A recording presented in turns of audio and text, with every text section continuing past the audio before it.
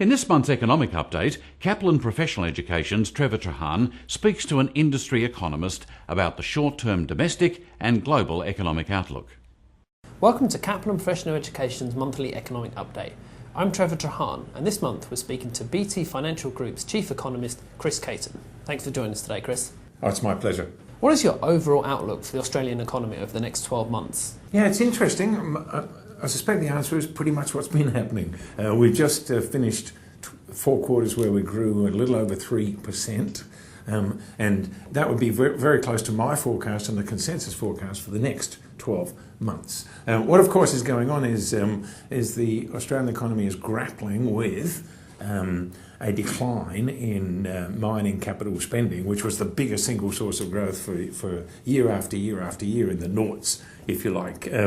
When you lose such a big impetus to growth, you've got to find something to replace it with. Non-mining capital spending should step up to the plate eventually, but really hasn't done it to that extent yet. Elsewhere, construction is doing quite well. Retail sales, up 1 quarter, down the next. Building approvals, a bit patchy these days. Exports were very strong and then fell in the second quarter.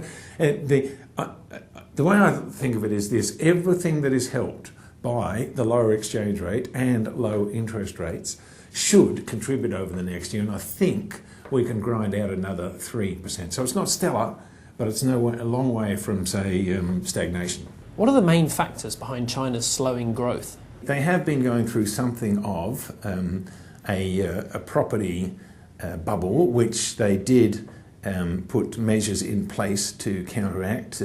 Figures I saw recently said in something like 55 of the 70 largest cities, prices were actually falling right now. The danger, of course, is when that happens that you overdo it. And, the rate of growth in spending and the rate of growth in construction spending and what that does for their demand for steel and hence for our iron ore has been a massive story. Without growth in construction, it's a different world for Australia. The growth is shifting there from capital spending in general to consumer spending, and it's just taking a bit longer, I guess, to hand the baton over. And in addition, they've got all the other issues. They've got reform issues, which generally slow growth in the short term. They've got environmental issues, and the recent decision they made about cutting back on their use of so-called dirty coal obviously affects us. I honestly don't know the extent to which it will affect us, but there are clearly concerns. The US economy grew at 4.6% in the second quarter of 2014.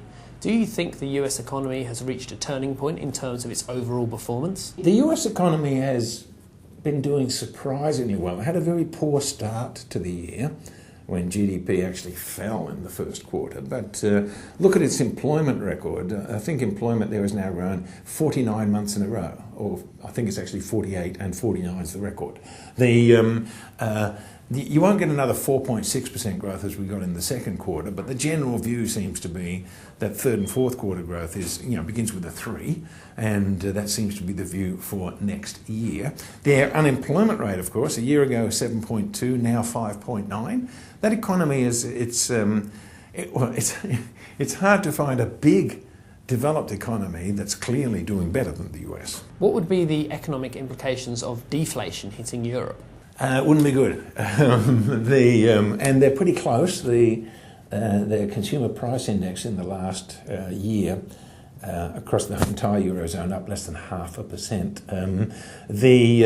We can see what damage deflation can do if you look at the Japanese case. Up until, I guess, 20 or 30 years ago, we never nobody would have believed that you could actually have too little inflation.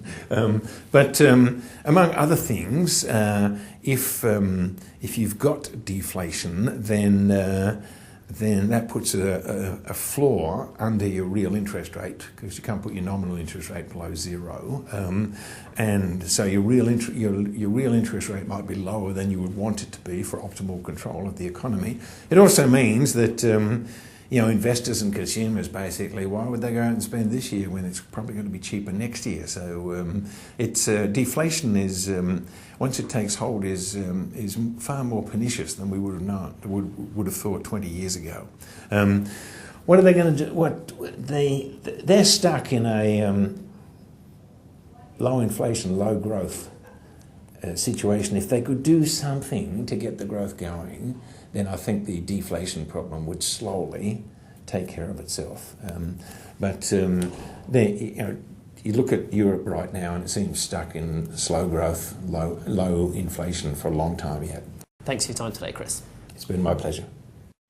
That brings us to the end of the November PD sessions. Thanks for watching. If you have any feedback or questions, please drop us a line at pdcontent@kaplan.edu.au. I'm Ron Wilson. See you again next time.